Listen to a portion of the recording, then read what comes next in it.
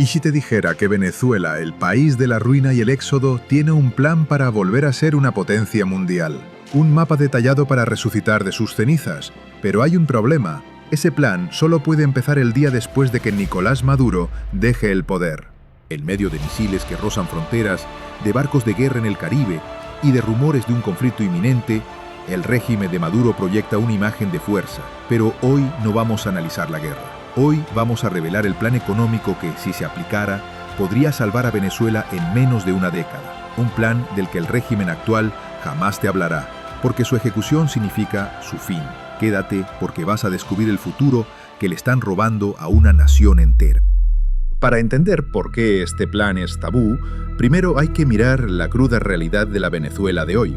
Un país sentado sobre las mayores reservas de petróleo del planeta, pero donde sus ciudadanos hacen filas de días para conseguir gasolina. Una nación que ha perdido a más del 25% de su población en la mayor hemorragia migratoria de la historia moderna del continente.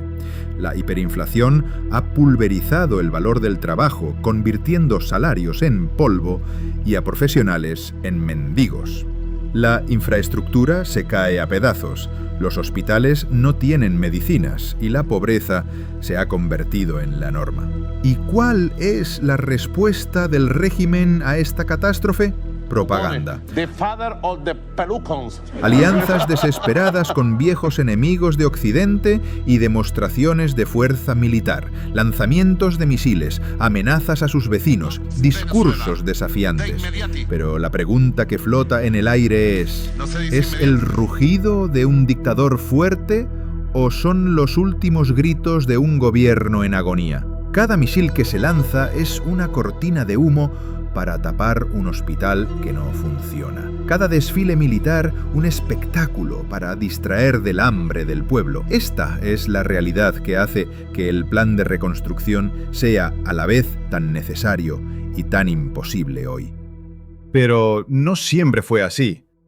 Hubo un tiempo, no hace mucho, en que Venezuela era el futuro. En los años 70 y 80 era un imán de prosperidad. La llamaban la Venezuela Saudita. Su moneda, el bolívar, era tan fuerte que los venezolanos eran conocidos en el mundo como los Dane II, por su capacidad de compra en Miami o Madrid.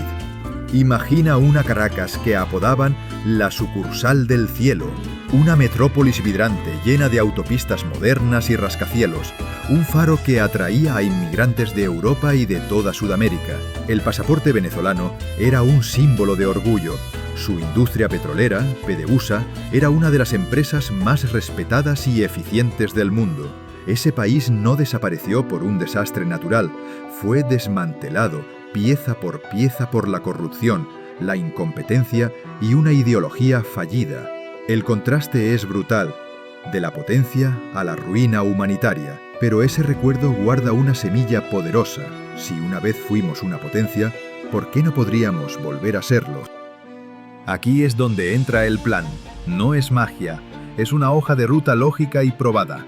Imagina este escenario hipotético. Maduro ya no está en el poder. Un gobierno de transición, respetado internacionalmente, toma el control. A partir de ese día, el dominó empieza a caer, pero esta vez en la dirección correcta. Paso 1. El tsunami de confianza. Lo primero que necesita un país para resucitar no es dinero, es confianza. Con un nuevo liderazgo se levantan las sanciones internacionales. El mundo vuelve a mirar a Venezuela como una oportunidad, no como un riesgo. Paso 2. La invasión de capital. La inversión extranjera, que hoy es cero, entraría como una inundación. Empresas de energía, de tecnología, de agricultura, de todo el mundo, harían fila para invertir miles de millones en reconstruir el país. Paso 3. Despertar al gigante petrolero. Con tecnología y capital extranjero, PDVSA podría pasar de producir unos míseros 700.000 barriles diarios a más de 3 millones en pocos años. Pero el plan no es solo volver a depender del petróleo, es usar esa riqueza para diversificar la economía, turismo en sus playas caribeñas, agricultura en sus tierras fértiles, desarrollo de software con su gente talentosa. Paso 4. Matar al monstruo de la inflación. Se elimina el bolívar pulverizado y se crea una nueva moneda estable, quizás anclada al dólar o respaldada por las reservas de oro y petróleo, devolviendo el valor al salario del trabajador. Paso 5. La operación retorno. El paso más emotivo. Con seguridad jurídica y oportunidades reales, comenzaría el regreso a casa de millones de venezolanos. Los aviones ya no saldrían llenos de gente que huye, llegarían llenos de ingenieros, médicos, empresarios y familias listas para reconstruir su hogar. Imagina un país donde los jóvenes no piensen en huir, donde un salario sirva para vivir con dignidad, donde Venezuela vuelva a exportar futuro.